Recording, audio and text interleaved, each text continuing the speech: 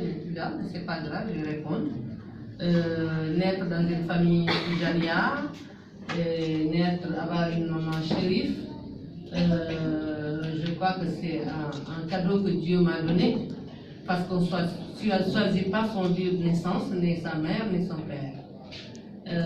Ça, c'est Dieu qui te le donne. Et pour la force de convaincre ma maman, c'était à un moment donné, je l'ai mis là, j'ai dit, dis-moi pourquoi tu ne veux pas que je fasse de l'art? Elle m'a fait comprendre que les artistes, il y en a qui fument, il y en a qui boivent, il y en a qui mangent du porc. Je lui ai fait comprendre que je vais rester une pomme de terre intacte dans un sac de pommes de terre pourries et je vais réfléchir les pommes de terre. Parce que c'est ce qui m'a amené dans ce milieu. Ça veut dire que je ne ferai pas de tout ce que tu crains, mais je vais faire l'art quand même. Alors elle m'a acheté une machine à coudre, marque Butterfly, j'ai commencé à coudre ça, on en a rapporté hier pendant la remise des prix. Et l'autre question, je crois que c'est lui qui l'a posée. Vous me la reposez s'il vous plaît parce que je note pas et comme il y a tellement, parce que question-réponse, c'est plus facile que quand tu attends longtemps et que tu dois répondre, c'est un peu compliqué pour moi. Vous avez posé une question, vous m'avez posé une question et quelle était la question? Je vais déjà répondre à la dame qui est derrière là-bas. Au Sénégal, vous avez dit que le milieu artistique est très compliqué, le rôle de la femme est très difficile. Et ça, c'est partout dans le monde, en fait. Oui. Vous avez dit les Sénégalais sont nés. Oui, c'est la femme sénégalaise, celle qui fait tout. C'est elle qui cuisine, surtout si tu vas dans la basse casamançaise, où quand la femme va au champ, au travail, les hommes restent sous l'arbre à palabrer. Et que quand elle termine bien, elle dit merci. Elle remercie le mari. Parce que c'est le mari, soi-disant, qui détient la clé du paradis pour la femme. Est-ce que lui, son paradis assuré déjà? Voilà, c'est ça. C'est ça la question en fait. Oui, c'est pour ça que nous, on reprend les relais, parce qu'avant, c'était en Afrique, c'est-à-dire en Afrique noire, c'était la femme qui héritait avant la religion, c'est la femme qui avait droit à la parole, c'est la femme qui avait droit à tout. Mais quand la religion est arrivée, on a passé le flambeau aux hommes. Mais comme on a vu que les hommes ne font rien, on a repris les flambeaux pour faire notre travail. Bravo. Et maintenant, je vous écoute la question, monsieur.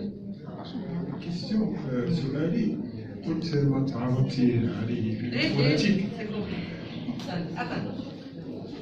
سؤالي كنت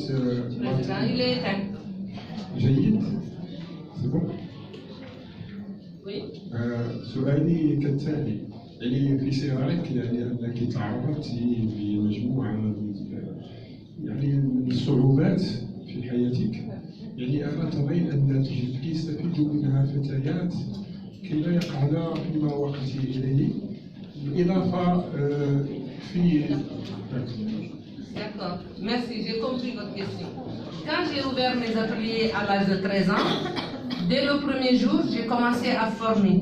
Parce que Senghor, moi, j'ai appris à parler français en écoutant Senghor. C'est pour ça que mon français n'est pas la même chose que le français qui s'apprend à l'université de Dakar en ce moment. Parce que je parle mieux français que ces gens-là. Parce que je parle le français de Senghor.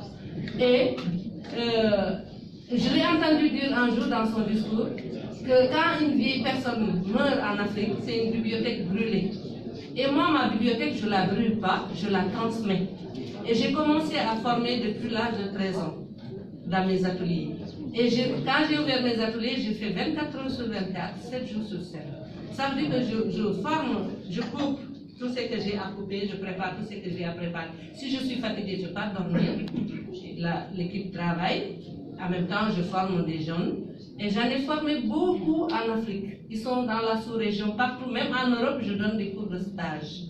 Et à un moment donné, je donnais des cours de stage en Allemagne, et à Genève, et à Paris, et en Italie. Un jour, j'ai je crois que c'est mes génies qui sont arrivés. J'ai dit, mais moi, qu'est-ce que je suis en train de faire? Parce que ces gens-là, ils ont les moyens de payer le billet d'avion et de venir en Afrique pour qu'on les forme. Mais pourquoi moi, je me déplace pour venir les former?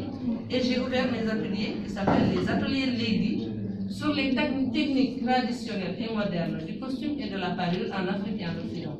Ça veut dire tout ce qui est technique ancien, je l'enseigne dans mes ateliers. Parce que moi, j'ai appris à faire tout ce qui est technique naturelle ancien d'abord, avant d'aller dans le côté moderne. Parce qu'il faut toucher à tout. Et maintenant, les élèves, je les forme. J'ai ouvert les ateliers Lady, j'ai formé. Je continue à la question de Fatou Mata. Parce que Fatou, vous m'avez dit que sont devenus mes élèves que j'ai formés, que sont devenus les stylistes que j'ai formés. Il y a beaucoup, ils sont en Europe. Il y a même un qui est à Paris, qui fait toutes les grandes collections. Parce qu'il est, lui, focalisé sur les bijoux. Parce que quand tu fais tout ce qui est technique, tu regardes dans la... C'est comme un livre. Tu ouvres une page, tu l'utilises. Si tu es fatigué de cette page, tu tournes l'autre page. Moi, ma formation, elle est comme ça. Quand je forme les élèves dans mes ateliers Lady, et tu sors généraliste. Ça veut dire que tu n'as pas besoin de chercher le cordonnier pour faire tes chaussures, tu n'as pas besoin de bijoutier pour faire tes bijoux, tu n'as pas besoin de teinturier pour faire ta teinture, parce que tu sais, même le tisserand pour faire tes tissages, parce que déjà tu l'as déjà appris dans les ateliers Lady. Et le diplôme des ateliers Lady est reconnu sur le plan international, mais n'est pas reconnu par le Sénégal. C'est ça la guerre que je mène au Sénégal. C'est-à-dire, on me prend comme une femme qui plane, quoi. Que j'imagine des choses qui ne peuvent pas exister. Et pourtant, c'est possible. Parce que rien n'est possible.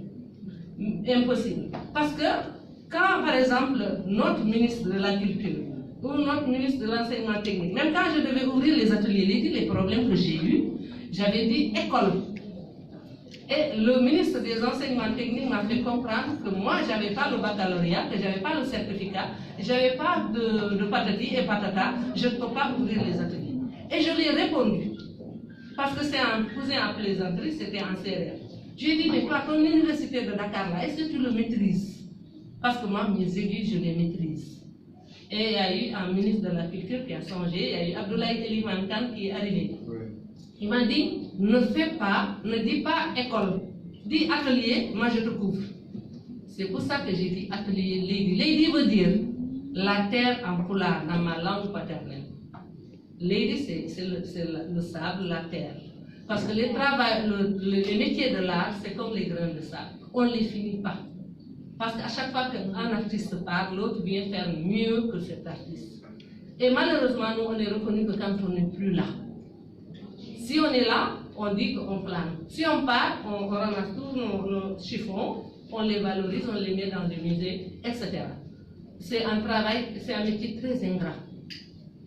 Et partout, moi j'ai formé des gens, des stylistes qui sont en Mauritanie, au Mali, en Guinée, partout dans l'Afrique, et même partout en Europe, jusqu'en Russie. J'ai eu des stagiaires, ils sont partout. Ça veut dire que mes poussins sont partout.